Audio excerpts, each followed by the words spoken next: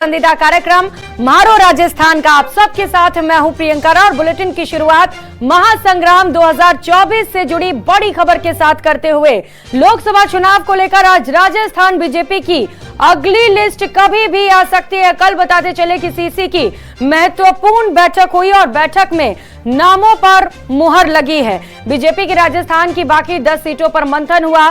सूत्रों की माने तो 10 में से 8 सीटों पर सीईसी में सहमति बन चुकी है। 2 सीटों पर आला कमान पर फैसला छोड़ा गया है। जिन 2 सीटों पर पेच फंसा है वो दौसा और करौली धौलपुर सीट है। इतना ही नहीं, 5 से 6 सीटों पर महिलाओं को टिकट मिलने की भी उम्मीद है। तो लोकसभा चुनाव से जुड़ी इस वक्त की बड़ी खबर आपको बता रहे हैं। आज कभी भी भारतीय जनता पार्टी अपनी लिस्ट जारी कर सकती है। कल सीसी की बैठक में नामों पर मुहर लगी। राजस्थान की 10 सीटें अभी बची हुई है जिन्हें लेकर कल मंथन किया गया। इस बैठक में मुख्यमंत्री भजनलाल शर्मा और सीपी जोशी भी शामिल हुए, जहां पर उम्मीदवारों के नाम को लेकर, चेहरे को लेकर मंथन किया गया है। तो बताया जा रहा है कि 10 में से 8 सीटों पर सीसी में सहमति बन चुकी है, लेकिन 2 सीटों पर अभी फैसला नहीं हो पाया है। आला कमान पर इन 2 सीटों का फैसला छोड़ दिया गया है। दौसा और करौली धौलपुर ये सीट जहां पर अभी पेच फंसा हुआ बताया जा रहा है, लेकिन चूंकि लगातार महिलाओं पर भारतीय जनता पार्टी भरोसा जता रही है और ऐसे में एक बार फिर से माना यह जा रहा है कि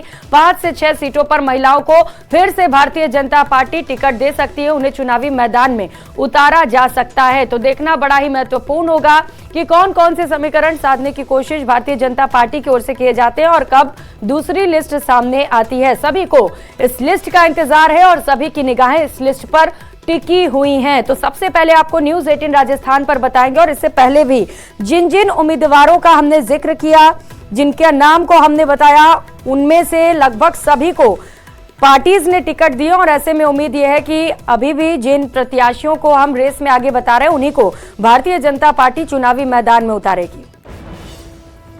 तो कल सीसी की बैठक हुई, प्रधानमंत्री नरेंद्र मोदी ने इसकी अध्यक्षता की।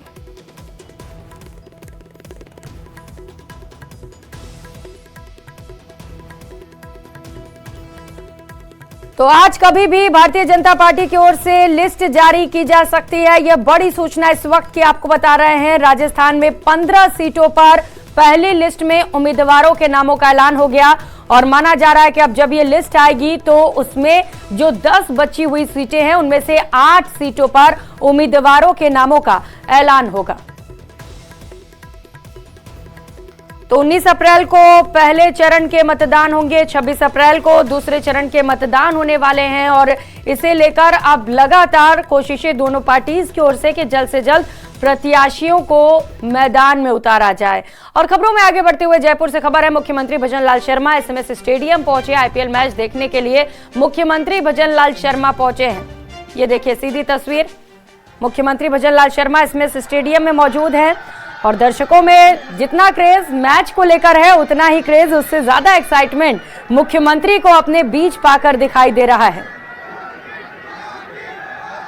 तो राज्यवर्धन सिंह राठौड़ भी मुख्यमंत्री के साथ तस्वीरों में नजर आ रहे हैं और खेल मंत्री हैं और उन्होंने ही कई सारे लोगों को फ्री टिकट देने की भी बात कही थी और ये मैच देखने के लिए खुद मुख्यमंत्री भजनलाल शर्मा इस वक्त एसएमएस स्टेडियम में पहुंच चुके हैं और जबरदस्त उत्साह वहां पर मौजूद लोगों में इस वक्त आप देख पा रहे हैं। एक्सक्लूसिव तस्वीरें न्यूज 18 राजस्थान पर इस वक्त आप देख रहे हैं, जहां पर मुख्यमंत्री भजनलाल शर्मा एसएमएस स्टेडियम में पहुंचे हुए। अपने हमेशा अलग अंदाज के लिए मुख्यमंत्री को जाना जाता है। इससे पहले फूलों की होली खेलते हुए मुख्यमंत्री नजर आए और इस वक्त खेल के प्रति कितना ज्यादा एक्साइटमेंट उनके अंदर है, खेल को लेकर वो कितने जागरूक हैं, ये तस्वीरें बयां कर रही हैं जब मुख्यमंत्री खुद आईपीएल मैच देखने के लिए एसएमएस स्टेडियम में पहुंच चुके हैं।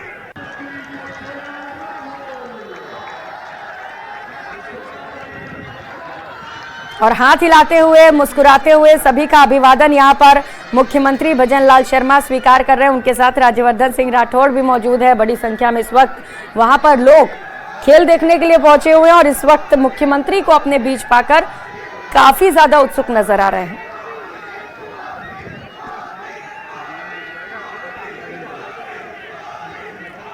एसएमएस स्टेडियम से ये तस्वीर आप देख पा रहे हैं जहां पर आईपीएल मैचों का आयोजन किया जा रहा है। इन मैचों को लेकर लोगों में जबरदस्त उत्साह रहता है और यही वजह है कि पहले से ही टिकट खरीदने वालों की भीड़ भी लगी हुई थी। जो तस्वीरें हमने आपको दिखाई, लंबी लंबी कतारें लगाकर लोग टिकट्स ले रहे थे। कुछ लोगों को हालांकि फ्री में भी टिकट्स मिले हैं और कुछ लोगों को सस्ते दर पर भी टिकट दिए गए हैं ताकि बड़ी से बड़ी संख्या में लोग यहां पर पहुंच सके और इस मैच को देख सके। और जब मुख्यमंत्री भजनलाल शर्मा एसएमएस स्टेडियम पहुंचे तो ये लोगों के लिए हैरान करने वाला था और लगातार मुख्यमंत्री भजनलाल शर्मा ऐसे ही सबको हैरान करते रहते हैं।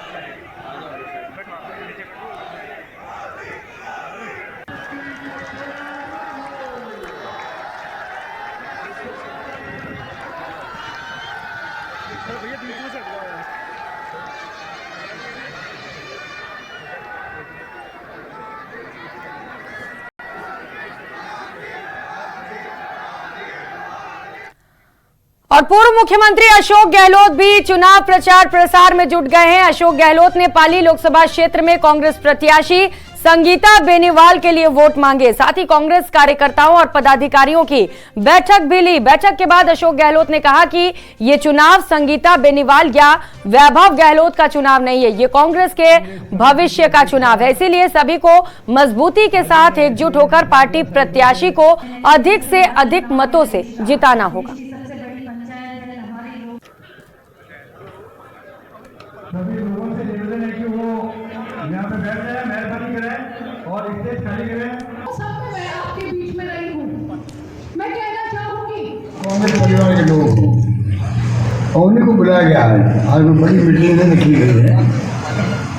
जब शुरुआत करते हैं तो अपने परिवार से करते हैं। कल भी आप लोगों ने जो जुर्म दिखाया, जुर्म निकाला, रेलवे स्टेशन लगा करके, वो भी काबिल तारीफ था। उसके लिए आप बजट के पास वहाँ यानी खबर जालोर तक पहुँच गई और जयपुर तक पहुँच गई कि पाली में था जोश है। मैं आपसे प्रार्थना करूँगा कि पाली में हम लोग बहुत कमजोर हो गए थे।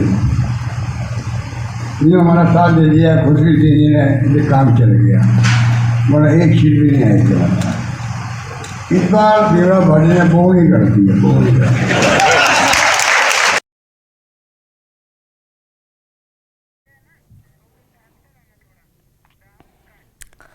और बात चित्तौड़गढ़ की। चित्तौड़गढ़ में बीजेपी एकजुट है, ये बात विधायक चंद्रभान सिंह आकिया ने कह दी है। टिकट न मिलने पर निर्दलीय लड़कर विधानसभा जीतने वाले आकिया एक बार फिर से भगवा हो गए हैं। वहीं चित्तौड़गढ़ पहुंचने पर आकिया का कार्यकर्ताओं ने भव्य स्वागत किया। इस मौके पर विधायक आकिया ने कहा कि बड़े परिवार में मनमुटाव हो जाता है, जिसे भूलकर हम सभी एक हैं और सब मिलकर पार्टी का कार्य करेंगे। चित्तौड़गढ़ से सीपी जोशी बड़े अंतर से चुनाव जीतेंगे, ये बयान सामने आए।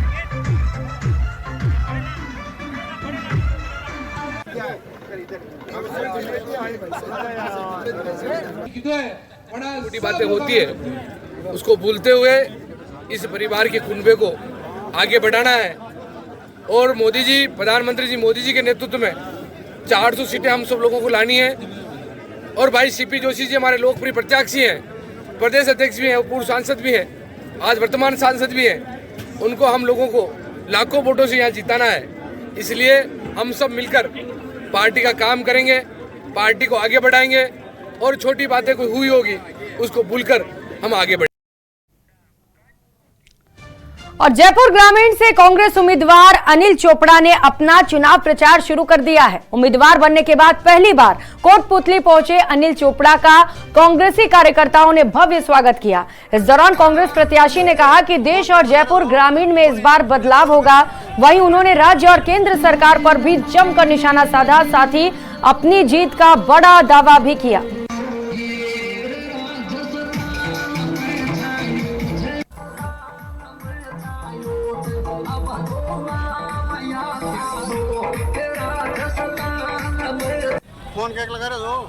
मैं तमाम इन नौजवानों और किसानों के माध्यम से कहना चाहूँगा कि आपका ये युवा साथी निश्चित रूप से पिछले 10 साल से गांव ढाणी के अंदर घूमकर इन किसानों की, नौजवानों की समस्याओं के लिए जूझ रहा है। और आने वाले टाइम में देश की सबसे बड़ी पंचायत में इन नौजवानों के लिए काम करने का अगर मुझे इस देवतुल्य जनता ने मौका दिया तो निश्चित रूप से इनकी आवाज़ मैं देश की सबसे बड़ी पंचायत में उठाने का प्रयास करूँगा।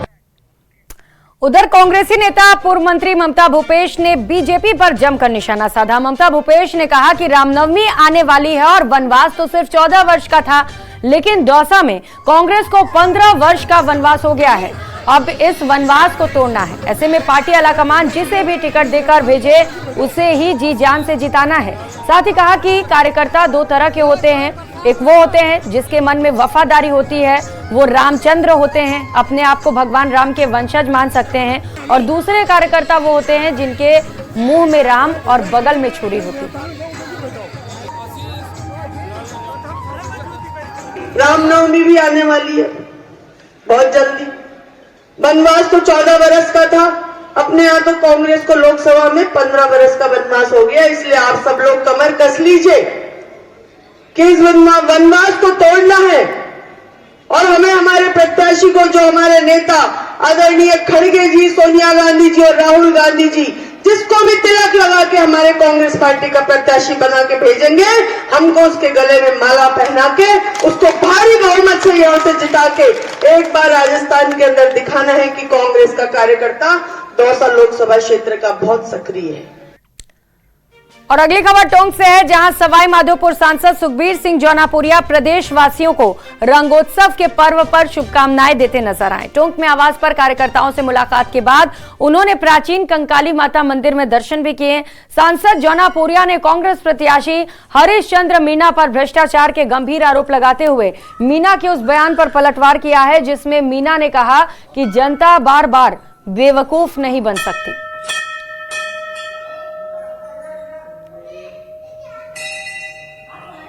देखिए, मैं समझता हूँ हरीश मीनाहर की ये आदत रही है अभी तक कि पहले उन्होंने डीजीपी के रैंक तक भी पोस्ट पर पहुँचे वो, लेकिन आज तक भी उनकी इतनी अकल काम नहीं करती कि आप क्या कह रहे हो, क्या बोल रहे हो, क्या उसका नतीजा निकल रहा है। ताजुब इस बात का है कि पहले भारतीय जनता पार्टी से सांसद बने, सांसद दौसा से बने, उसके बाद में रिजाइन वहाँ से भागे, फिर आके यहाँ MLA बन गए। और मैं समझता हूँ कि उस आदमी को इतनी आज पैसे की भूख नहीं होनी चाहिए। जो इस देवली नियार के अंदर में जो भ्रष्टाचार उसने किया है, मैं समझता हूँ आज तक एक छोटे लड़का आदमी नहीं कर सकता।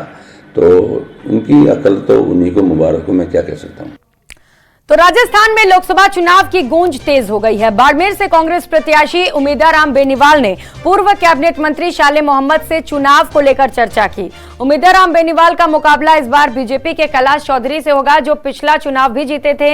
इसी को देखते हुए कांग्रेस प्रत्याशी ने अपनी पूरी तैयारियां झोंक दी हैं। उम्मीदवार बेनीवाल ने संगठन को मजबूत करने की संदेश भी कार्यकर्ताओं को दी है।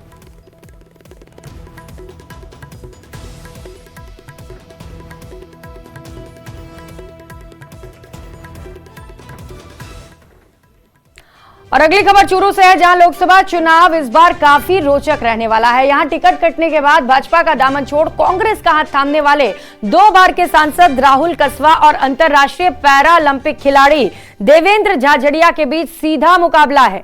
जाट बाहुल्य चूरू संसदीय क्षेत्र में 8 विधानसभा आती है, जिनमें 5 पर कांग्रेस का कब्जा है। यहां भाजपा से देवेंद्र झाझड़िया 26 मार्च को और कांग्रेस से राहुल कसवा 27 मार्च को नामांकन दाखिल करेंगे। लोकसभा चुनाव को लेकर अभी तक किसी अन्य प्रत्याशी ने नामांकन दाखिल नहीं किया है।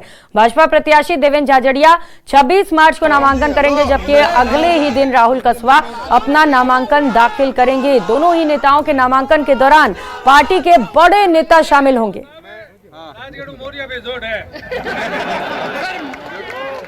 मोरिया तो आऊंगा तो तारना करूँ दूसरे कह जाता है, कोई यूं कुछ दूसरे कह जाता है। जब तक उनके बीच में और लोकसभा चुनाव को देखते हुए राजस्थान के साथ लगते बॉर्डर पर चौकसी बढ़ा दी गई है। श्रीगंगानगर लोकसभा में 19 अप्रैल को मतदान होना है, वहीं पड़ोसी राज्य पंजाब में 1 जून को मतदान होगा। ऐसे में दोनों राज्यों की पुलिस ने अपनी अपनी सीमा में नाके लगाकर चौकसी बढ़ा दी है।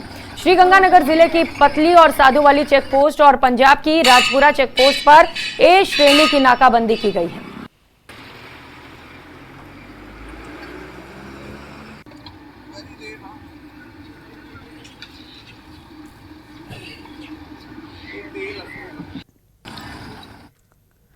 तो लोकसभा चुनाव में आचार संहिता का पालन हो, उसके लिए सी विजिल ऐप की सुविधा दी गई है। लोकसभा चुनाव आयोग की इस पहल को सार्थक बनाने के लिए दौसा पुलिस की ओर से 2 दिवसीय विशेष कैंपेन चलाया गया, जिसके माध्यम से सभी थाना अधिकारियों और एसपी को थानों में मौजूद पुलिस कर्मियों और शिक्षण संस्थानों सहित अन्य जगहों पर जाकर आम लोगों से सी विजिल ऐप डाउनलोड करवाने के निर्देश दिए गए। इस ऐप के जरिए कोई भी नागरिक आचार संहिता के उल्लंघन के खिलाफ शिकायत दर्ज करा सकता है। अगर हम सी विजिल की बात करें, जो कि एक विशेष हमारी भारत निर्वाचन आयोग की पहल भी है, जिसमें हम अधिक से अधिक जितने भी नागरिक हैं दौसा ज़िले के, उनको और अपने पुलिस प्रशासन के भी कार्मिकों को अधिक से अधिक संख्या में सी विजिल एप्लीकेशन को डाउनलोड करने के लिए मोटिवेट कर रहे हैं। और हम एक मुहिम के तौर पर हमने 2 दिन का एक विशेष स्पेशल ड्राइव इसमें चलाया, जिसके अंतर्गत हम लगभग 15,000 लोगों को हमने सी विजिल एप्लीकेशन डाउनलोड करवाई विभिन्न थानों और विभिन्न सर्कल के अधिकारियों के मार्फत। फिर से 16 बाल अपचारियों ने आधी रात को भागने की कोशिश की, लेकिन कामयाब नहीं हो सके। अब तक की जांच में सामने आया कि वो फोन पर किसी से निर्देश भी ले रहे थे। क्या है पूरा मामला, इस रिपोर्ट में देखिए।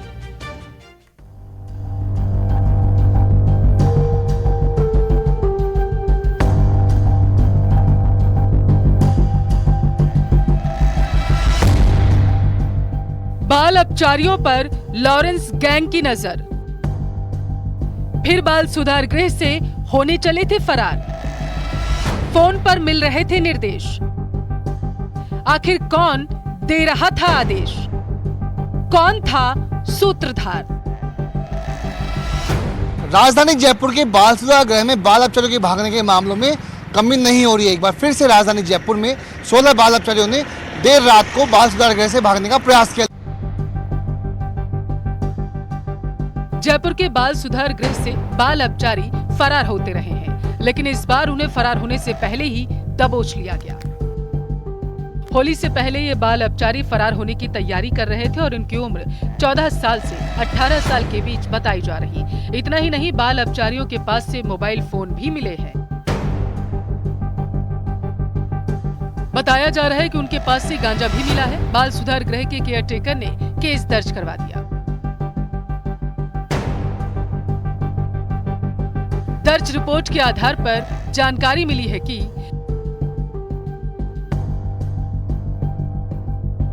22 मार्च की रात करीब 11 बजे से 11:30 बजे के बीच बाल अपचारी फरार होने की तैयारी कर रहे थे और उनमें से 1 या 2 के पास मोबाइल फोन होने की भी सूचना है। वे बाहर लगातार किसी से संपर्क कर रहे थे, लेकिन इसकी सूचना बाल सुधार गृह में उस समय मौजूद स्टाफ को मिल गई और उन्हें तुरंत ही काबू कर लिया गया। सभी पर फरार होने के प्रयास का केस तो दर्ज किया गया, साथ ही सरकारी संपत्ति को नुकसान पहुंचाने, मोबाइल का इस्तेमाल करने जैसे केस भी दर्ज किए गए। 16 बाल अपचारियों ने शौचालय में लगी दीवार को तोड़ा और उसमें सुराग बनाकर भागने का प्रयास किया, लेकिन ये वारदात असफल हुई और अब पुलिस मुकदमा दर्ज करके इस पूरे मामले की जांच कर रही है। उधर ट्रांसपोर्ट नगर थाना पुलिस की ओर से भी एक और केस दर्ज किए जाने की खबर है। मिली जानकारी के मुताबिक बाल सुधार गृह में रहने वाले 2 युवकों से तकरीबन 150 ग्राम गांजा मिला। पता किया जा रहा है कि गांजा ये खुद इस्तेमाल करते थे या दूसरे बाल अपचारियों को भी बांटते थे। आपको बताते चले कि बाल अपचारियों पर अपराधियों की खास नजर है। हरियाणा के रोहतक में कारोबारी सचिन गोदा हत्याकांड में बाल अपचारियों के नाम सामने आने के बाद जयपुर और दूसरे राज्यों की पुलिस की चिंता बढ़ गई। राजस्थान में शेखावाटी के गैंगस्टर राजू छेहट की गोलियां बरसाकर हत्या हो या फिर रोहतक में सचिन की ताबड़तोड़ गोलियों से छलनी कर मर्डर करने का मामला हो, सब में गैंगस्टर लॉरेंस बिश्नोई के इशारे पर नाबालिग शूटर्स का इस्तेमाल किया गया। ऐसे में एक बात तो साफ हो चली है कि लॉरेंस गैंगवॉर में कत्लेआम के लिए अब नाबालिगों के जुर्म की दुनिया में एंट्री करवा रहा। बाल सुधार गृह से बाल अपचारियों के भागने के मामले में जयपुर पुलिस के लिए चिंता की लकीर इसलिए बढ़ गई है क्योंकि अब इन बाल अपचारियों के इस्तेमाल लॉरेंस गैंग कर रही है। पिछले दिनों जो रोहतक में कारोबारी की हत्या में भी जयपुर से भागे बाल अपचारियों का यूज किया गया था, जिन्होंने शूटर के रूप में कारोबारी की हत्या की और वहां से फरार हो गए। तो जयपुर पुलिस के लिए बड़ी चुनौती है कि आखिरकार इन वारदातों को रोके और किसी भी तरीके से इन बाल अपचारियों को लॉरेंस की गैंग के संपर्क में आने से तोड़े। कैमरा पर्सन दिलीप के साथ विष्णु शर्मा, न्यूज़ 18 राजस्थान, जयपुर। क्या कुछ बोल रहे हैं?